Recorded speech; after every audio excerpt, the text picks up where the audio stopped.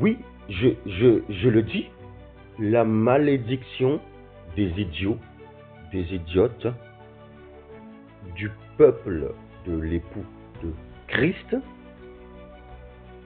à Canon, Kamat, face à la bonne nouvelle de Christ, la lumière. La malédiction des idiots, des idiotes, du peuple de Christ, à Canon, Kamat, face à la bonne nouvelle Christ. Vous voyez, il faut dire les mots tels qu'ils sont pour réveiller un peu les idiots et les idiotes, les imbécilités, les imbéciles et les imbéciles. Que nous sommes, oui, des idiots, des idiotes, que nous sommes et que nous allons sortir. Vous voyez, lorsqu'on est dans la malédiction, cette malédiction, elle donne nature à des idiots, à des idiotes, à des imbéciles, à des imbéciles. Il faut le dire. Maintenant, le problème, c'est que nous employons des mots et nous ne comprenons pas en fait le sens véritable des mots. Souvent, ces mots, on ne veut pas regarder le sens et ces mots nous choquent parce qu'on est dans des sensations, on est dans la superstition, dans des croyances. On ne veut jamais regarder les mots que nous employons. Et du coup, un croyant, un religieux, lui, il sera affecté, il va agir comme un efféminé. Vous voyez, il va se lâcher parce qu'il est dans la croyance. Il ne veut jamais être comme des hommes, vérifier, un scientifique, connaissance de vie, mais il vit par des croyances. Donc c'est un superstitieux. Et quand on dit que cette personne est un idiot, parce que nous sommes des idiots, des idiotes, parce qu'on est dans cette malédiction. Mais sauf que maintenant, quand tu es conscient que tu es dans cette malédiction, c'est là maintenant que tu sors de l'idiot, de l'idiote, de l'imbécile, de l'âne, pour pouvoir t'attacher à cette bonne nouvelle et voir l'ordre des choses. Vous voyez, lorsqu'on parle de idiot, quand tu es dans une malédiction, tu veux faire ta malédiction, tu veux prendre des chemins bizarres, et tu sais que tu es maudit, Donc la malédiction donne des natures à des idiots. C'est quoi un idiot?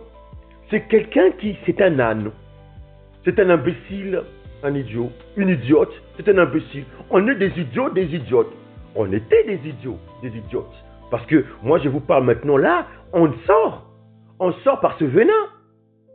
Parce que quelqu'un qui est dans des rêveries, dans du fantasmatique, dans des croyances, qui est dans des dogmes, dans des mouvements de forme de religiosité, qui toute sa vie est là, c'est qu'il est dans une malédiction.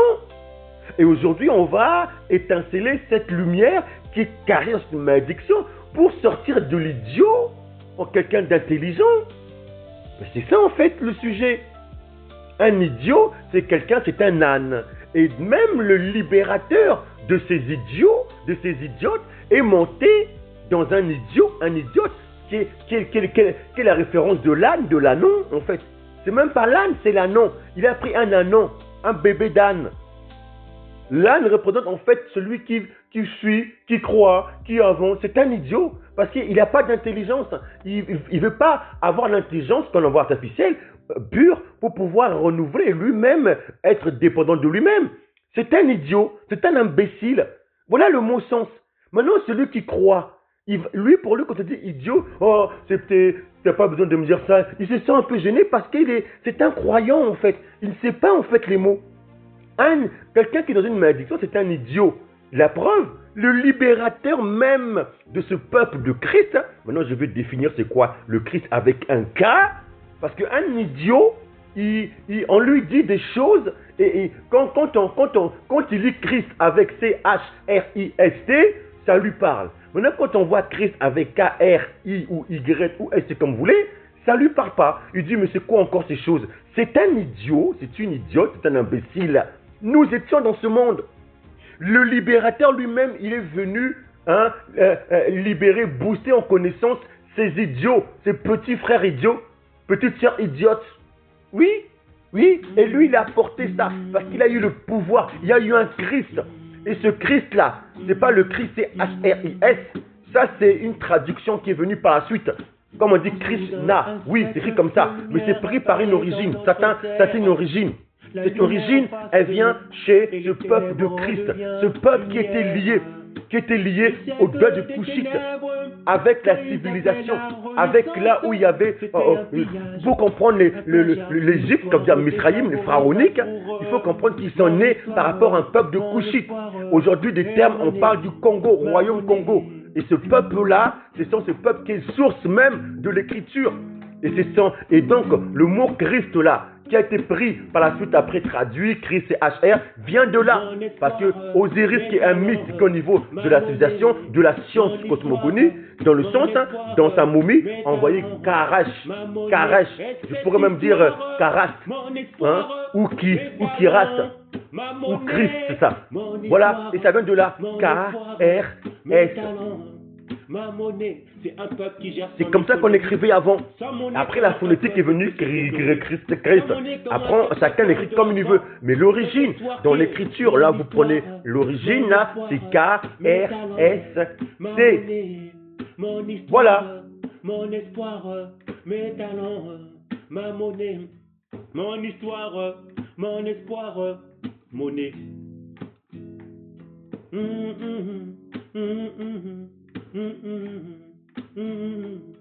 Mon histoire, mon espoir, mes talents, monnaie. Mon histoire, mon espoir et mon peuple, ma monnaie. Mon histoire, mon espoir, mes talents, ma monnaie. Mon histoire, mon espoir, mes talents, ma monnaie. Et mon histoire, mon espoir, mes talents, ma monnaie.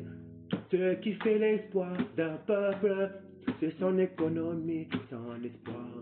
Ce qui fait l'espoir d'un peuple, c'est sa vision, ses talents. Karas ou Christ, ou Karasta, ou Kirasta, et Christ, ça vient de là. Donc le peuple de Christ, la malédiction des idiots, des idiotes, oui, d'où nous étions, mes amis, il faut le dire.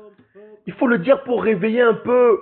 On ne peut pas se réveiller si on n'emploie pas le comprendre. Ça pousse au moins à nous les idiots, les idiotes, d'aller vérifier comme nos frères béréens. De vérifier, avoir la connaissance vie, ne pas fabuler, ne pas être sensationnel, croyance. On n'est pas dans des croyances, croyez pas ce que je vous dis. Allez vérifier vous-même dans vos mots. Oui, prenez pas comme des bêtes, des ânes. Soyez un peu des idiots. Donc la malédiction des idiots, des idiotes que nous étions, d'accord, du peuple de Christ, de l'épouse de Christ. Donc Christ là, c'est en fait, c'est la dimension. C'est le d'onction de Christ, comme c'est nous, dans ma langue, par exemple, où je suis, ça dérive après, on dit qui ici, Christ, avec un K. Voilà. Et c'est ça, c'est l'origine. C'est le ouin, c'est le gardien de seul de si vous voulez l'onction, le ouin, ce qu'il voulait après, faites ce que vous voulez. Voilà, mais c'est ça en fait. Donc, la malédiction des idiots, des idiotes, donc idiot, c'est en fait quelqu'un qui est inintelligent, c'est un imbécile, c'est un âne, manque d'intelligence, il est dans les croyances, voilà. Et il faut réveiller. Maintenant, je vous pousse maintenant, nous les idiots, les idiotes, d'avant, du passé, vous allez maintenant vérifier. Allez, prenez les bouquins, vérifiez, témoignages, la loi, prenez. C'est ça en fait. Armez-vous de science, armez-vous allez voir, vérifier. C'est pour ça qu'il faut réveiller. Pour réveiller, nous les idiots, les idiotes au passé, il faut leur parler comme ça. On ne peut pas vivre une repentance, une lumière, si on n'étincelle pas notre malédiction.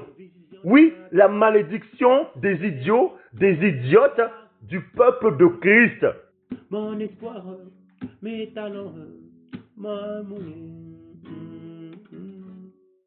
Oh, oh maman, raconte-moi l'histoire de mes parents, maman, ma chère maman. Oh, tu vois, nous sommes ici dans un étranger Placia. Oh maman, raconte-nous l'histoire de nos pères. Oh maman, mes larmes pleurent. Je reçois le contraire de mon histoire ici-bas. comment faire pour monter dans les hauteurs, pour revivre mon histoire, mon espoir, ma monnaie, oh, mon histoire, mon espoir, ma monnaie, oh, il me ramène des guerriers qui parlent de mon histoire. Maman, chère maman, je t'écris là où tu es, je suis ici, dans si bas. Tu es dans les hauteurs, là où tu es, tu as la vie, tu as la sauce, je t'assure. Ici c'est maman, c'est le calvaire, je te dis maman, ici bas, je veux monter en haut, te rejoindre et restaurer notre histoire. Ici les guerriers sont, on les voit pas, mais nous nous tenons fermes pour aller. Oh, mon histoire, mon espoir, mes parents. Non, non, non,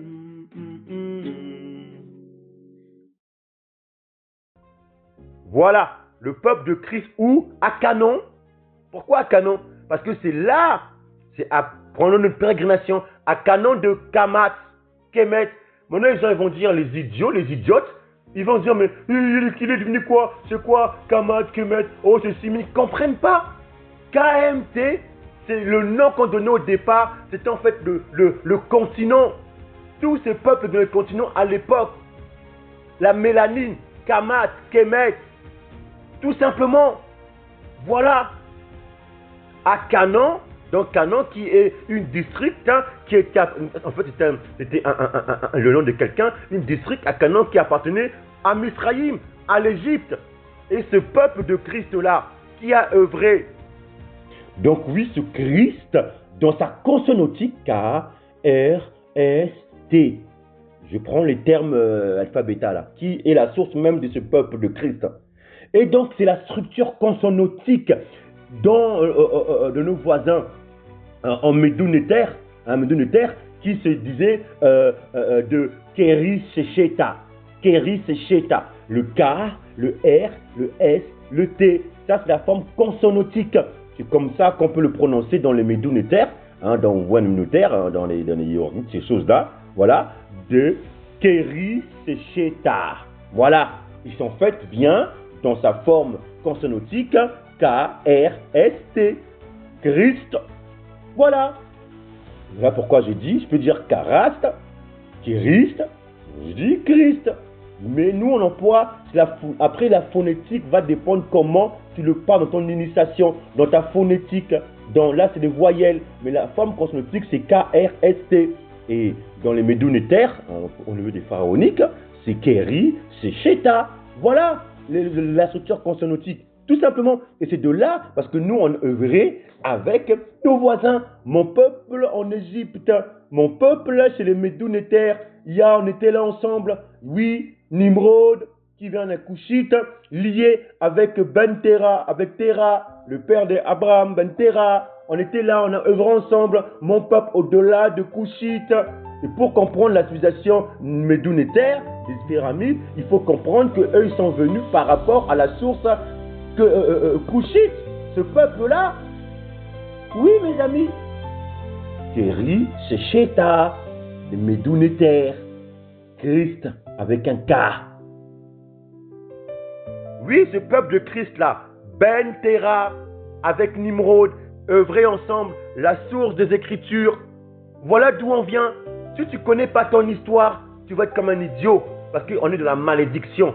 Qui est ce peuple-là qui ne se connaît même pas, qui cherche partout par là? Il est chez d'autres nations, idolâtrie, il est partout, il se recherche. Mais qui est ce peuple-là? Ce n'est pas qu'un idiot, un idiote. Sortons de là. Voilà pourquoi ce sujet, c'est la malédiction des idiots, idiotes, du peuple de Christ, à Canaan, Kamat, face à la bonne nouvelle. Maintenant, les gens vont dire, c'est quoi la bonne nouvelle là? Ben, la bonne nouvelle, ce sont ces peuples arnachiques, ces peuples de la méchanceté qui vous ont rendu idiots par rapport à notre malédiction, qui ont traduit, translitéré la translittération des mots. Bonne nouvelle, en fait, c'est tout simplement, eux, ils ont mis évangile. Mais c'est quoi évangile? Vous avez vérifié, ça vient d'où évangile? La bonne nouvelle, c'est quoi? Pourquoi ils ont mis évangile à la place de la bonne nouvelle? C'est parce qu'ils veulent cacher un secret. Un secret qui vous rend innocent. Parce qu'un idiot, une idiote, c'est en fait le sens d'un innocent, un immature, un âne inintelligent, un imbécile, des imbécilités. Voilà ce que nous sommes. Voilà ce que nous sommes. Et voilà, j'ai mis bonne nouvelle. Hein? Mais si j'ai mis maintenant évangile, oh oui, l'idiot va dire oh oui, évangile. Oui, il aime ça. Il vérifie jamais les choses. La bonne nouvelle, pourquoi? Parce que si on dit que c'est une bonne nouvelle, ça veut dire que tiens, mais bonne nouvelle. C'est-à-dire qu'avant, il y avait un truc qui était caché là dans l'ombre. C'est quoi? Et bien voilà le mystère qui va être révélé dans ce sujet-ci. Voilà pourquoi il faut étinceler le chemin de vie de la bonne nouvelle. Le but ici, c'est de révéler en fait la bonne nouvelle du peuple de Christ caché à Canon, chez les Kémates. Kamat, donc la malédiction des idiots et des idiotes qui, du peuple de Christ à Canon, à Kamat, face à la lumière, à la bonne nouvelle de Christ. K-R-Y-S-T. Voilà maintenant. Ça va révéler qui nous sommes. Ce peuple dont on a pris son culte, dont on a pris ses mouvements, ses lettres, écrites dans des lettres, et on l'a mis dans une bibliothèque que j'appelle la Biblios, la Bible. Donc la malédiction du peuple de Christ. À Canon, à Kamat, face à la bonne nouvelle. Voilà où est-ce que nous sommes. Pour commencer, on poursuit. Vous savez ce que j'aimerais vous dire? C'est le nombre de pas d'un homme dans le cadre de son désert qui fait que quand il en sort, il a une maturité et un discernement proportionnellement à ses pas. Oui. Il est vrai qu'on dit aussi que les cheveux blancs d'un homme lui donnent sa sagesse. Quand il en sort de ce désert, ses cheveux lui couronnent. Effectivement, en ce qui me concerne, j'ai eu des cheveux blancs, de tout petits cheveux blancs, tout petits, une barbe, de toute petite barbe qui sortait blanc, tout petit. Il y a des cas particuliers où on impose à ces personnes de la blancheur dans leurs cheveux, comme mon cas par exemple. Mais c'est parce que dans mon enfance, j'étais déjà dans un désert. Et ce désert a fait que j'ai pu communiquer avec l'intime, avec le secret. Dans mon secret, loin, rejeté, calomnié, dans ce désert-là, le nombre de pas que j'ai eu, qui fait quand j'en suis en sortie, cette maturité m'a donné un discernement. Souvent, ces cheveux bleus, blancs, on l'utilise bien par rapport à on se cache. On se cache dans un système. On a honte, on se cache. Et souvent, il est vrai que les cheveux blancs sont par rapport à la honte du péché. Mais que fais-tu de cette honte? Ces cheveux blancs te montrent en fait ton péché. Ces cheveux blancs te montrent en fait ta malédiction. Donc, tous les cas où tes cheveux blancs te montrent dans cette malédiction ton discernement. Tes cheveux blancs te montrent via ton désert que en fait, tu étais maudit et tu as compris la clé pour en sortir. Vous savez, il y a deux choses dans la vie. La science, elle est comme ça. Elle agit dans ses règles, c'est la science, la loi. Qu'on le veuille ou pas, on vit dans ces lois. Et cette loi est gouvernée par des lois, des principes de vie. Tout le monde passe par là. La pesanteur, l'archéologie, la loi de la société, la loi dans nos relations, la loi dans la construction, dans tout ce qui touche au génie. C'est gouverné par des lois. La loi, je suis sorti dans une loi de multiplication. On passe tous par cette loi. On passe tous parce que la puissance, parce que la substance, parce que l'éternité logique des mathématiques met en place. Il n'y a rien de nouveau sur terre. Ce qui a déjà été, ce sont des mathématiques. Tu n'as pas besoin de réfléchir. Tu n'as pas besoin, oui, tu peux réfléchir sur la lumière. Tu peux réfléchir, tu peux méditer sur les choses de la vie. Mais tu ne peux pas réfléchir sur ce qui est déjà en face de toi. Sinon, tu ramènes ton ego. La vie, elle est comme ça. La vie a été faite pour que nous vivions dans un repos. Mais certaines personnes choisissent d'autres chemins. Un chemin de facilité, mais un chemin qui va les forcer à amener l'ego. Où veux-tu? Mais il y a deux choses dans la vie. Il y a le bien ou le mal. Que veux-tu choisir? Le bien ou le mal? Laissons les gens prendre leur bien ou le mal. C'est un choix. Il y a trois types de pensée. La pensée du chaos pour donner une fonction. La pensée du yin-yang pour pouvoir compenser et rester sur le même niveau dans l'arbre du bien et du mal. Ces deux niveaux sont source du chaos. Ensuite, il y a l'autre niveau, la pensée de l'harmonie, la pensée de l'équilibre, la pensée de savoir que nous sommes dans une cosmogonie et que dans cette cosmogonie, il y a des mathématiques, il y a des sciences, il y a des lois et nous sommes dans ces lois en fait. Pourquoi nous disons ça en fait? Il y a deux choses dans la vie. Vous savez, quand vous sortez d'un désert proportionnellement au pas dans le cadre de votre désert, vous en sortez avec un discernement. Votre propre ennemi, c'est vous-même. Et ça, vous le comprenez parce que vous avez compris que vous étiez dans la malédiction et que vous avez reçu les clés d'en sortir. Comment voulons-nous progresser? Comment voulons-nous vivre cette restauration, cet équilibre, cette harmonie dans ce chaos si nous fuyons notre malédiction et nous faisons d'autres cheminements? Vous savez, dès le départ, il y a un choix dans la vie. Il y a choisi la vie ou la mort, l'arbre de vie ou l'arbre du bien et du mal. C'est un choix. Dans les deux formes de pensée, sur de l'arbre du bien et du mal, beaucoup ont pris ce chemin. Le système, les entreprises, le monde dans lequel nous vivons, le système de Babel est basé dans je mets du chaos et je pense. Je mets du chaos et ensuite je dis. Donc, c'est-à-dire que la pensée cartésianisme, je pense donc je suis. Ça, c'est, tu détruis, tu divises, et après cette division, maintenant, tu parles. Tu fais de la philosophie. Tu fais des choses. Tu dérobes. Mais ça, c'est dans le monde du chaos. Il y a l'autre forme de pensée, c'est le yin-yang. Comme je disais, le yin-yang de Confucius, toutes ces choses. Cette pensée, c'est en fait entre le bien et le mal, qui est dans la même source. Eh bien, certains sont dans le bien pour compenser en fonction du mal. Et des fois, tu vois que la personne est dans le mal extrême, après il compense par le bien. Donc c'est l'idée de séparation du bien et du mal, ils travaillent ensemble, mais c'est extrême par-ci par-là, on compense. Mais ça ne guérit pas. Ça, c'est une forme de pensée. Voilà pourquoi vous voyez les Asiatiques qui sont dans cette forme de pensée, ceux qui ont blanchi, ceux qui sont venus pour prendre ce peuple-là qui était dans la philosophie du yin-yang, ces peuples-là qui sont, comme vous le voyez, à la fois vous ne demandez pas leur avis, ils sont très nationalistes, ils sont entre eux, ils bossent, mais des fois ils sont extrêmes, des fois ils sont à fond, ils bossent, ils sont entre eux, mais ils sont très nationalistes. Cette pensée, elle est encore plus, pas pure, plus élevée que la pensée du chaos. La pensée du chaos, c'est ce qu'ils voyaient dans le système Babel, l'Europe, toutes ces choses. Ensuite, il y a l'autre pensée. Je prends la vie. Et la vie, en fait, c'est que tu t'alignes à l'origine. Et quoi dans l'origine? Eh bien, la science, la vie, l'écosystème, l'équilibre. Et au départ, l'origine, il y avait toutes les entités, les lois, les molécules, la photosynthèse, l'harmonie des hommes, tout cela, eh ben, c'est très dans une harmonie.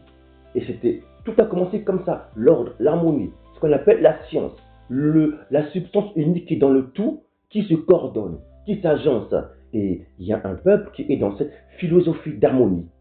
Et cette science-là, eh ben, ce sont des mouvements, c'est une harmonie, c'est une cosmogonie. Nous savons que nous, par exemple, l'argile, on vient des fils des astres. Donc pour comprendre la science, il faut comprendre déjà nos grands astres. Il faut comprendre la nature, la nature, les choses. Et d'ailleurs même les Écritures en parlent. Dit ceux qui adorent le Tout-Puissant, la science, et pas la science, c'est qui? C'est celui qui fait justement le ciel, la terre, la mer et en dessous de la mer. Donc c'est quoi? Cette science, c'est quand tu es dans une unité avec la science de la nature en fait. C'est ça un véritable adorateur. C'est celui qui adore le Dieu comme on le dit souvent. En fait, c'est quoi cette notion? Parce que même le mot Dieu, Zeus, Dieu, c'est une idéologie, mais en fait c'est une substance. En fait c'est une éternité logique, c'est-à-dire c'est fait dans une harmonie. C'est ça l'origine. Et il y a donc ceux qui sont dans cette origine en fait, de cette nature, cosmogonie. Maintenant, il y a deux choix. Choisir le bien ou le mal, la vie ou la mort. C'est tout. Il n'y a pas de juste milieu en fait, c'est ce que j'aimerais dire. Il n'y a pas de juste milieu. Le juste milieu, ce sont ceux qui vont au lac de feu. Et ce juste milieu, ce sont ceux qui choisissent justement la destruction.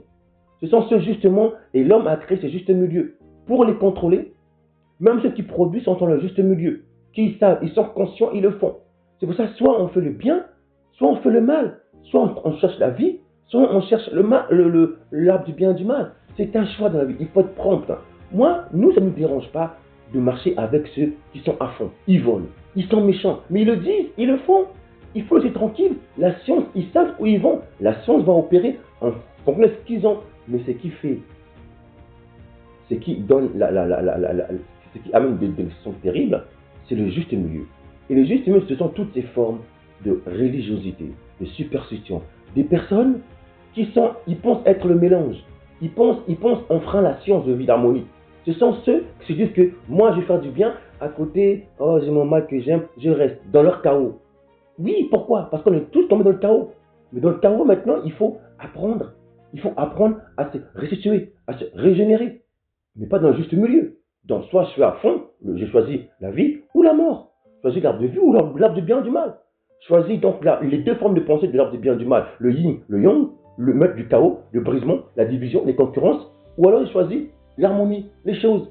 Il y a deux choix. Il n'y a pas de juste milieu. Choisis soit la vie ou la mort. Il n'y a pas le milieu, c'est le vomissement. Le vomissement, c'est toutes ces formes de religiosité, toutes ces formes d'hypocrisie, de mensonges, de ceux qui savent, mais ils mentent. Ils savent. Ces types de formes de pensée, c'est pas possible. Et c'est ce qu'on appelle la race de vipère, ce qu'on appelle la race de destruction. Toutes ces formes de religiosité, ceux qui mentent, ceux qui trompent, ceux qui disent derrière et que derrière ils montrent une apparence. C'est ça le juste milieu. Ça, c'est le vomissement. C'est toutes ces formes qu'on a créées, ces venins du système Babel, les religiosités. Quand tu veux contrôler, tu veux vivre dans la destruction, être un impérialiste, et ben créer une religiosité. Comme ça, tu vas contrôler les personnes, tu vas les aligner. Parce que c'est la religiosité, justement, des superstitions qui, justement, contrôlent. Ce sont des croyances. Ce sont des personnes que tu peux facilement dérouter et les contrôler. Ce sont des justes milieux. Ils sont sincères. Ils aiment les choses, consciemment ou inconsciemment, mais ils sont contrôlés par la destruction. Parce qu'ils sont mélangés. Et le mélange, ce n'est pas scientifique. Le mélange, c'est une destruction. Le mélange, c'est l'opposé à la science de vie. La science de vie, il y a, soit tu choisis consciemment ce que tu fais, tu vas aller là où tu dois aller. C'est pour ça que je vous dis que aujourd'hui on peut parler avec quelqu'un qui est prompt. Lui il me dit, je suis menteur, je suis comme ça, moi je fais ma vie à côté, tu lui parles. Il est conscient de ce qu'il dit. Il lui mais tu lui dis, mais si tu fais ça, voilà ce qui va se passer. Si tu te désengages, si tu fais ça, voilà ce qui va se passer. La personne t'écoute. Il dit, oui, mais je le fais. Il faut laisser. Il faut l'aimer. C'est ton ennemi. Il faut l'aimer. Il est comme toi, il est prompt, il est conscient, il faut l'aimer. Il a choisi ce qu'il veut.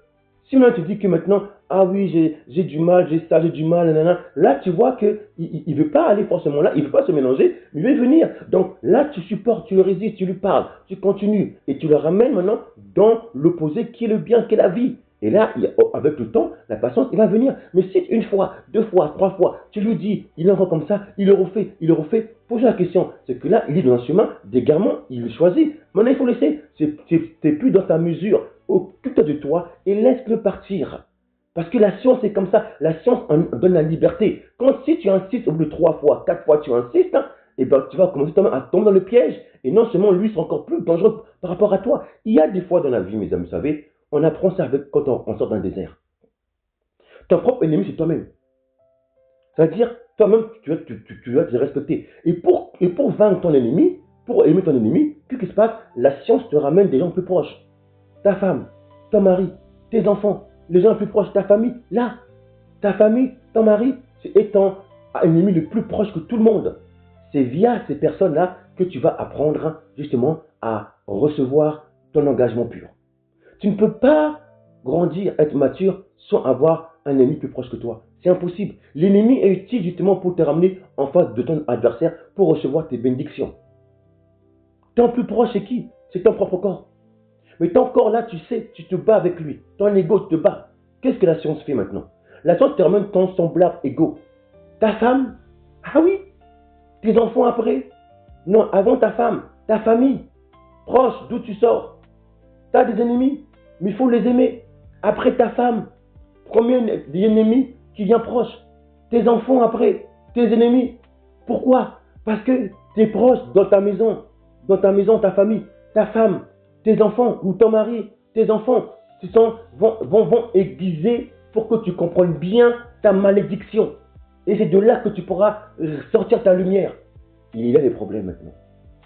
Vous voyez, le problème c'est quoi en fait? Comment tu veux vivre ta vie, ton bonheur, si tu ne sais pas que tu es maudit?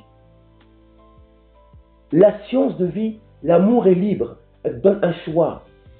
Le choix que l'homme a choisi, il a choisi de chuter dans ce chaos.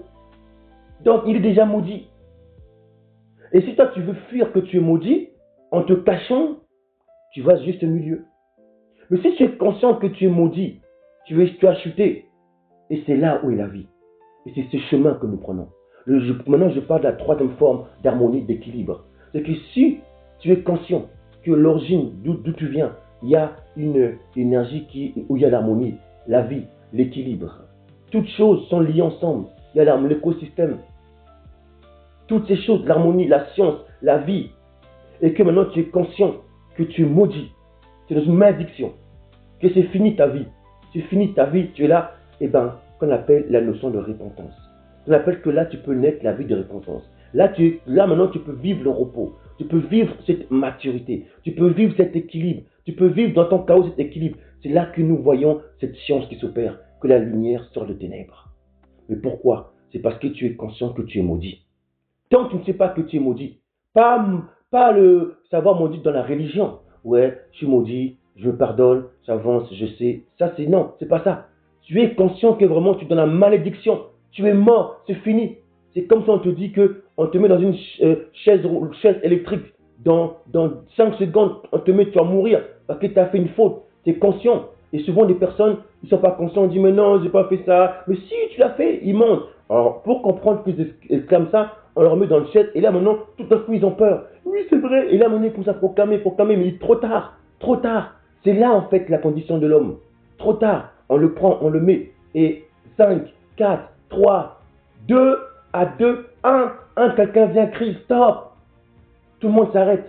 Et la personne est en train de frémir de larmes, de peur. C'est fini pour lui parce qu'il a, c'est à travers cet acte de châtiment, de blessure qu'il a considéré en fait au moment où l'homme de la chaise roulante, à partir de 5, c'est là où il ne montait plus. C'est là où il s'est dit que maintenant, effectivement, j'ai fait ça. Donc maintenant, sa conscience, tout ça, bam. Il y a des personnes, pour leur faire comprendre qu'ils sont morts, il faut leur passer par des coups, des châtiments. Il y a des personnes, chacun à son degré. Avant la chaise roulante, ils comprennent et ils vivent. Mais il y a des personnes, il faut la mettre dans la chaise roulante jusqu'à 5, à 4, ils comprennent, ils sont en agarrement. Et arrivé à 4, une personne dit que non, stop. Et il met frein. Il dit non. Prenez-lui, je le prends à la place. Et la personne sort de son fauteuil roulant électrique. Et la personne vient. Il se met sur le fauteuil électrique. Et de 4 à 1, c'est lui qui est parti. Et lui, maintenant, il regarde la personne. Il ne le voit pas en fait. Parce qu'en fait, il est caché en lui. Et il est là. Et il dit, mais pourquoi il fait ça? Et il se regarde là maintenant. Et il voit la personne qui est partie. On l'embarque, on le met. Mais sauf que la personne qui est partie, lui, avait déjà vaincu ça dans la mort. Et lui, maintenant, qui regarde en face, il pleure. Il dit, qu'est-ce qui se passe? Et là, maintenant, il se regarde. Tu devais mourir. C'est plus toi maintenant. Fais ta vie. Fais ta vie. Quelle va être la conduite de la personne? Eh bien, je vous dis, mes amis, cette personne-là, elle va vivre comme un enfant humble, qui va se respecter, qui va commencer maintenant à aimer véritablement. Vous voyez, le problème, c'est que on a tellement chuté, on est tellement maudit qu'aujourd'hui, notre comportement est trop orgueilleux. Si on passe pas par l'amour. En fait, pourquoi nous disons ça? L'amour, c'est un choix, c'est pas un contrôle. Et nous, on a appris l'amour des hommes, le contrôle, oui, ceci, l'égoïsme, l'amour. On adore l'idolâtrie des hommes. L'amour, c'est un livre choisi. L'amour de la science, c'est un choix libre. C'est pour ça que laisse la personne. Si la personne qui est proche de toi est prompte, elle te dit voilà ça, ça, ça, laisse. C'est mieux que quelqu'un qui te ment, qui te trompe. Regardez bien. Vous voyez que la science est comme ça. La science est comme ça. Et ça, on l'apprend. On l'apprend. On l'apprend au fur et à mesure dans nos relations. Quand tu marches avec quelqu'un, tu lui dis, là voilà, parce qu'entre nous on se juge, on parle, la personne te dit, effectivement, j'ai fait ça, elle revient et on avance. Il y a la maturité. Mais si la personne, tu lui dis, hop, hop, tu dis, mais si tu fais ça, voilà ce qui va se passer, tu auras des problèmes, ça. C'est la science. Elle dit, oui, mais d'accord, d'accord. 2 fois, tu comprends, 3 fois, elle revient. Elle te dit, là, tu dis que laisse-la faire son choix. Il ne faut pas contrôler. Sinon, c'est un contrôle, il faut avancer. Aucun homme est capable de convaincre quelqu'un. C'est que la science. À un moment donné, toi, ton rôle, c'est de te suivre dans le principe de vérité. Tu lui dis 1 fois, 2 fois, 3 fois. Si le frère, si la sœur te dit encore, oui, mais moi j'ai choisi mon rôle, ok, tu as choisi, mais tu sais quand tu fais ça, mais c'est ton choix, c'est normal. Moi, je préfère que tu me dises ça, que tu me dises, oui, je vais faire, mais tu fais pas. Vaut me dire, non, je ne vais pas faire, et après tu te réponds, tu vas le faire. Vous voyez la parabole? Vaut mieux que tu me dises, oui, je vais ça. Quand la personne est prompte avec toi, tu laisses. Et maintenant, laisse-le partir. C'est son choix. Mais toi, tu restes fidèle. Tout a été fait promptement. Vous comprenez? Mais le juste milieu, ça n'existe pas dans la science. Ce sont ces gens qu'il faut fuir. Ces gens qu'il ne faut pas saluer. Ces gens qu'il faut fuir. Parce que ce sont ces gens, ces ennemis. Ce sont ces destructions de la vie. Le juste milieu, c'est-à-dire les verbes d'action de tromperie, de mentir, de pas de respect, pas de mœurs. Toutes ces personnes-là, il faut les fuir, mes amis. Il faut les fuir quand ils sont conscients. Vous comprenez? Parce que oui, il y en a. Regardez bien. Vous savez, il y a 2 choses dans la vie. Regardez bien. Tout simplement, pour comprendre cela. Quand on lit, par exemple, voilà, je vais vous lire les malédictions. Les malédictions, c'est fait partie de la science. C'est-à-dire que c'est des comportements qu'on a fait de désobéissance, le mouvement, on a une malédiction. Les choses sont claires. Je lis les malédictions, disons, dans les écritures du peuple, des écritures des auteurs, qui sont mis dans la Bible. Je lis. Maudit soit celui qui méprise. Je lis. Maudit soit l'homme qui fait une image taillée, ou une image enfonce. Abomination, de Yah, œuvre des mains d'un artisan, et qui la place dans un lieu secret. Et tout le peuple répondra et dira Amen. Là, en fait, vous allez voir, on vous donne les actions de la malédiction. On vous donne ce qui va se passer contre cette malédiction. Et vous allez voir que, en nous regardant, c'est nous. Mais nous, on voit ça, mais on veut refuser. On se dit non, c'est bon, je suis bien, je suis restauré, c'est bon. On veut le faire par nous-mêmes. Mais on ne veut pas prendre les chemins pour sortir de la malédiction. Et c'est ça le problème qui se passe. Dites-moi, maudit soit l'homme qui fait une image taillée ou une image en fonte, abomination à Yah, œuvre des mains des artisans, qui place dans un lieu secret, et tout le temps, et tout le peuple dira Amen. Là, on parle d'un peuple qui était fidèle à ses coutumes, sa culture de vie. Et là, maintenant, on parle que si vous désobéissez à votre honneur, votre culture, voilà ce qui se passe. Mais regardez maintenant comment le peuple agit. Et ce même peuple-là dans lequel nous allons parler, qui sont maudits, mais où est ce peuple qui est maudit? Ce peuple, où il est? Parce que ce peuple-là, quand on regarde, on analyse toute son histoire, ce peuple est maudit. Et quand on regarde les malédictions de ce peuple, c'est vraiment ce peuple qu'on voit aujourd'hui. Parce que ce n'est pas le peuple aujourd'hui qu'on voit en Israël, non, eux, rien du tout. Eux, plutôt, ils se mettent dans les richesses injustes, des richesses des hommes. Mais quand on regarde les résultats de la malédiction de ce peuple-là, et comme ils ont été maudits parce qu'ils ont désobéi, et ça n'a rien à voir à ce peuple. Alors, où est ce peuple? C'est la question que j'ai analysée toute ma vie. Alors, maintenant, on dit, maudit soit cet homme. C'est-à-dire quoi? Qui prend d'autres idolâtries en dehors de sa culture? Eh bien, regardez ce peuple-là. On le met dans les formes de religiosité. On poursuit encore. Maudit soit celui qui déplace les bornes de son prochain. Et tout le peuple dira Amen. Maudit soit celui qui déplace les bornes de son prochain. Tu es avec quelqu'un, tu ne respectes pas, tu déplaces ces choses, tu vas au-delà de ces choses-là. C'est qui ça? Regardez nos relations aujourd'hui. Regardons nous-mêmes. On continue encore. Vous allez voir. Maudit soit celui qui fait égarer un aveugle dans le chemin. Et tout le peuple dira Amen. C'est qui ça? Vous voyez pas dans les dénominations, dans nos rois, ils sont eux-mêmes aveugles. Et ils conduisent les aveugles. La preuve, au lieu qu'on ramène le peuple dans leur honneur, leur culture, leur vie, on ramène dans d'autres cultures des idoles, des images. Qui est ce peuple-là? Qui est ce seul peuple qui veut tout sucer, tout prendre en dehors de lui? Regardez les autres peuples, même fondus ou pas, asiatiques. Même le peuple qu'on voit aujourd'hui, les Européens, ils sont entre eux. Eux, ils pensent qu'à eux. Quel est ce peuple simplement qui veut tout le temps se mettre partout? Regardez même le peuple panafricaniste et kamite dans lesquels ils sont liés avec ce peuple parce qu'ils ont coopéré ensemble. Et aussi, ils sont dans leur domaine, même s'ils se mélangent. Mais qui est ce peuple qui veut se mélanger de part et d'autre? Qui veut fuir au nom de sa culture? Il est partout, il veut comprendre tout. Mais c'était voué. C'est un peuple de malédiction. Bien sûr. Un peuple qui complètement se dénigre, qui va partout. Mais c'est un peuple de malédiction. Il faut dire ce qu'il faut dire. Mais justement, c'est à travers cette malédiction que ce peuple va se restaurer encore en gloire. Parce que cette malédiction était prévue pour justement restaurer lui-même et toutes l'ordre des nations. C'est un peuple de malédiction. Et ce n'est pas ce peuple qu'on voit dans Israël. Justement, ce peuple israélien, ils sont justement le signe qui ont mis ce peuple en malédiction. On poursuit encore. Maudit soit celui qui porte atteinte aux droits de l'étranger, de l'orphelin et de la veuve. Et tout le peuple dira Amen. Quel est ce peuple? Ce peuple qui méprise l'orphelin, lui-même, son père, sa mère. Il méprise le veuve, l'autorité, il méprise sa propre autorité, sa culture. Qui est ce peuple? Il va vers les autres. Qui est ce peuple? Il est maudit, ce peuple. Dites-moi dans toutes les nations, qui est ce peuple? Qui est ce peuple? Vous les voyez, ils aiment se mélanger. Ils aiment œuvrer pour d'autres types de nations, plus que les autres, que lui-même. Ce peuple n'est pas maudit. Qui est ce peuple? Poursuivons encore. Maudit soit celui qui couche avec la femme de son père, car il soulève la couverture de son père, et tout le peuple dira Amen. Qui est ce peuple? Qui est cet homme? Dans nos maisons, vous voyez que nos mères, nos tantes sont nues. Ils s'habillent dans des accoutrements, des idolâtries. On voit leur nudité. Les enfants voient ça, l'inceste. Qui est ce peuple-là? On va dans des plages, parce qu'on a accoutumé les idoles des nations étrangères. On va entre nos familles, des îles, par-ci, par-là. Qui est ce peuple? Qui est ce peuple qui couche avec la femme de son père? Parce qu'il voit la nudité de la femme de son père. Qui est ce peuple?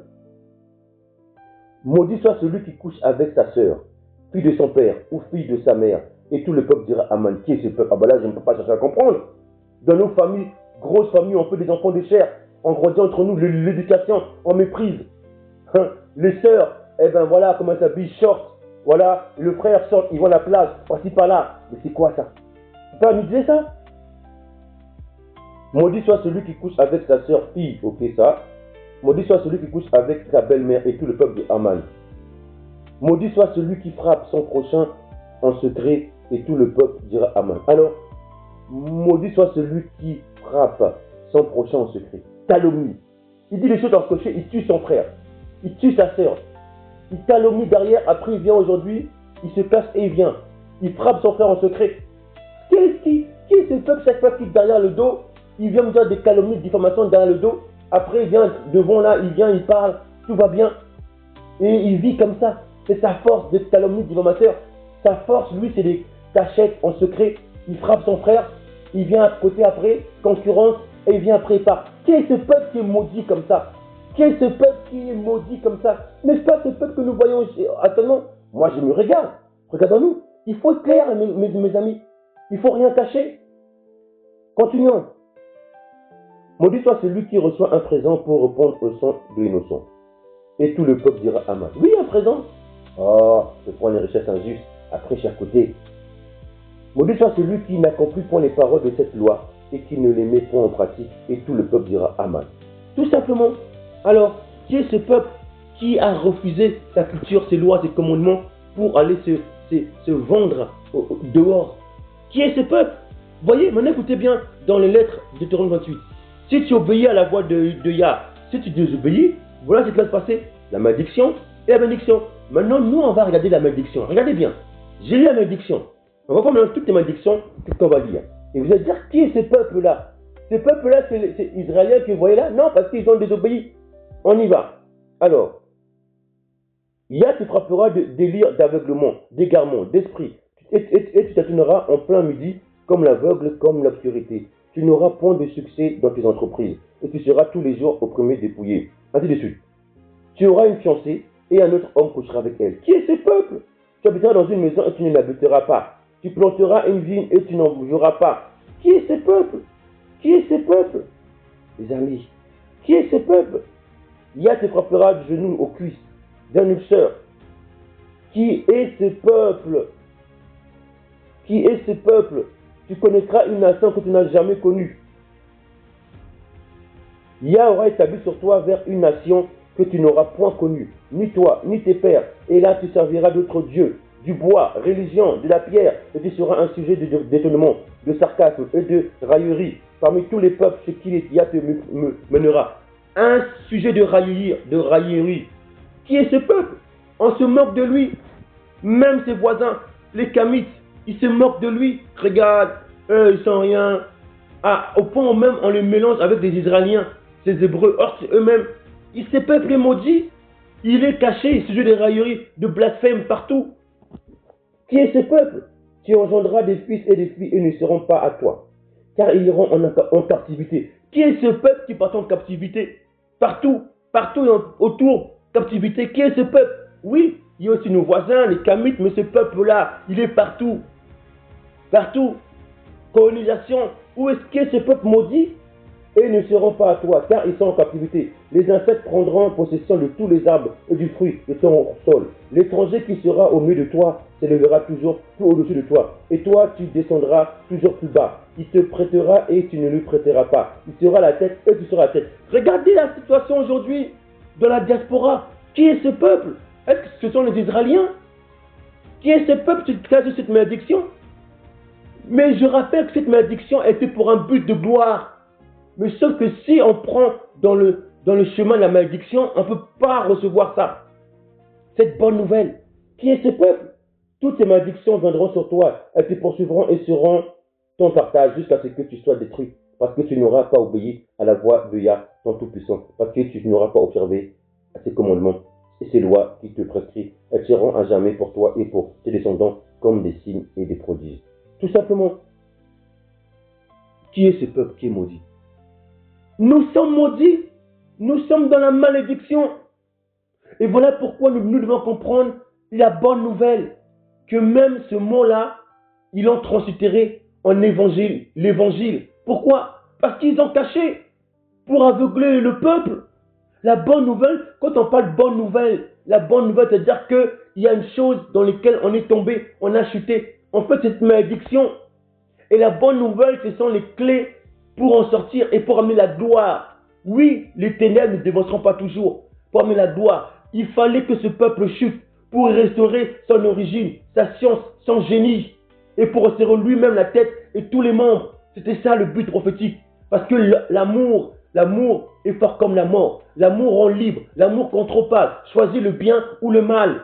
Et c'est là que Yah a voulu mettre son amour en formation, en commençant par la tête. Donc on a chuté. Et pour restaurer les civilisations, pour restaurer lui-même, il fallait que ce peuple se dépouille, dépouiller son action, son siège. Et son action, son vêtement, son siège, et aller dans les profondeurs. Et lui, il est parti le récupérer son vêtement de gloire. Quand il a séparé Aïcha, de récupérer plus bas. Il s'est dépouillé pour libérer son action dans l'ombre. Et donc, comme l'ombre a touché tout le mélange, toutes ces nations, il a dépouillé, il est parti plus bas. Et sa sémence a libéré son peuple lui-même et tous ceux qui sont mélangés à travers les nations. Et c'est ça en fait. Mais pour ça, il s'est dépouillé, il est juste dans la malédiction et dans la mort pour amener la vie. Alors, tu ne peux pas comprendre la vie de la repentance, la vie de la prise de conscience si tu n'as pas les clés de sortir de la malédiction. Et la première clé, il faut que tu comprennes que tu es maudit. Pas maudit dans les philosophies, que tu es maudit, tu pleures, tu gémis, ton péché. Donc, c'est-à-dire que tu es incapable. J'ai pris l'exemple de la chaise roulette, la chaise d'électricité. Tu es incapable. Maintenant, la question, elle est, comment nous sommes maudits? Oui. Maintenant, comment faire? Eh bien, c'est qui nous a maudits? C'est notre libérateur de ses écrits. Il est venu, il a vu un figuier, au temps il est venu. Maudit soit ce figuier. C'est l'image de ce peuple, de son peuple. Il est venu dans sa génération, le retour, son avènement, pas total. Il est venu, mais il a mis une pause. Des signes sont en passé. Titus, en l'an 70, le temple détruit, tout ça a été prophétisé. Oui, sans retour, il est revenu, mais quand il est revenu, il a vu ce peuple qui n'était pas prêt. Alors, il a parlé à quelques-uns et puis il est parti. Il avait des cheveux blancs. Jean l'a vu. Il est dans un chemin Sion. Si notre Seigneur, le roi de ce peuple-là, s'il vient, on va tous mourir. Mais il est venu, on n'a pas suivi. Et qu'est-ce qu'il a dit? Il a rappelé sa prophétie. Maudit soit ce figuier. On est maudit. C'est ça son retour. Le retour, beaucoup attendent le retour. Le retour du libérateur, il est déjà venu par le pouvoir. Mais quel est son signe? On a vu le signe. Titus, temple détruit. La malédiction de son peuple, voué à la mort, et le restaurer. Et à la mort, colonisation, toutes ces choses. Malédiction pour apprendre à aimer librement, à choisir. En fait, arrêtons de se mélanger. Commençons à faire les choses promptement, dans la vérité. Où es-tu? Si tu veux faire ça, fais-le à fond. Si tu sens qu'en toi, tu mentais, tu trompais, tu vivais dans la religion, tu te cachais, eh bien, ressors de là. Fais les choses, soit à fond dans le bien, soit à fond dans le mal. Quand tu écoutes des fois ton frère, tu te cachais, mais tu ne peux plus vivre comme ça. Ça, c'est la destruction. Ça, c'est le chaos complètement. Source du chaos, reviens à toi. Première chose, il faut que tu saches que, oui, ton péché, tu es maudit, malédiction, pleure, gémis. Vois ton péché, ne te cache pas. Tu es impudique, adultère, tu as tué, avortement, tu mens. Tu as fait des choses dans ton péché parce que ton corps était vendu au péché, au système. Il faut que tu confesses cela. Si tu ne confesses pas ces choses, ton niveau bas, ton niveau d'envoûtement, tu ne le dis pas, tu es moins de détails, tu ne pourras pas sortir de cette malédiction. Parce qu'il faut que tu acceptes ces choses. Il faut que tu acceptes la réalité de la malédiction pour en sortir. C'est ça l'amour. L'amour, il faut qu'elle sorte dans une douceur, dans une humilité, dans l'eau, dans l'origine, dans la tendresse, librement. Il ne faut pas qu'on te contrôle, qu'on te dise tu as fait ça de mal. Non, c'est toi-même. C'est ça l'amour. Et voilà pourquoi il fallait qu'on chute cette malédiction. Mais maintenant, il y a le libérateur. La dame qui vient en bas avec les clés et qui nous restaure de là, qui nous ressort de là. Où es-tu? Où es-tu? Voilà en fait dans quel cadre nous parlons. Que ce peuple est maudit. Le retour de son libérateur est déjà fait. Le figuier a été maudit, c'est fini. Beaucoup veulent attendre encore, comme si une espérance. Mais c'est fini. Il est où? Ben, il est parti. Il attend là-bas au chemin de Sion. Il attend dans ses signes. Il attend celle qui veut mourir face à la malédiction. Repentance. Et on se prépare dans la famille. Nous sommes maudits. Malédiction. Et voici la bonne nouvelle. La bonne nouvelle te parle pour que tu puisses recevoir ta prise de conscience. La bonne nouvelle, elle opère dans une science de la mort du grain. La bonne nouvelle te parle dans une science de mourir dans ta lumière, ta vie, qu'on appelle le karat, le Christ. Voici la bonne nouvelle, que la malédiction t'empêchait de voir. Ils l'ont transféré en évangile. La bonne nouvelle, c'est pour te dire que oui, tu es dans la malédiction, dans le péché, tu es médiocre, tu mens. Mais c'est pour que ton corps puisse mourir en ton péché, en ta lumière, et pour laisser la lumière de la cosmogonie du jour 1, que la lumière s'élève. Oui, si tu ne comprends pas ta malédiction, tu ne peux pas comprendre la bonne nouvelle. Et beaucoup ont pris d'autres chemins. Mais je sais que maintenant, ce sujet, ce partage posément va te faire part de ce peuple dans lequel tu es dans la malédiction et que la bonne nouvelle va te restaurer. Cette bonne nouvelle de la prédication que nous communiquons qui va te restaurer, qui va te guérir. Oui, par la puissance de honorer tes parents, ta culture. Tu remplis de ton esprit, l'esprit de pureté, l'esprit de vie pour donner la force que ta lumière, ton Christ puisse sortir dans les ténèbres, dans cette malédiction et vivre le repos, vivre le bonheur. Et là, c'est un amour pur, un amour de liberté, un amour d'enfant qui est soumis à sa maison, fils d'Alayam, dans l'action de Christ, faites chair. Voici maintenant ce message que nous allons nous communiquer à vous. Donc, premier abord, c'est pour nous présenter d'abord la malédiction. et ensuite la bonne nouvelle qui est venue pour nous, pour toi. Voilà pourquoi pose-toi tranquillement et reçois ce message. Le message de la bonne nouvelle de la mort en le Christ est en lui. Bonne écoute à toi.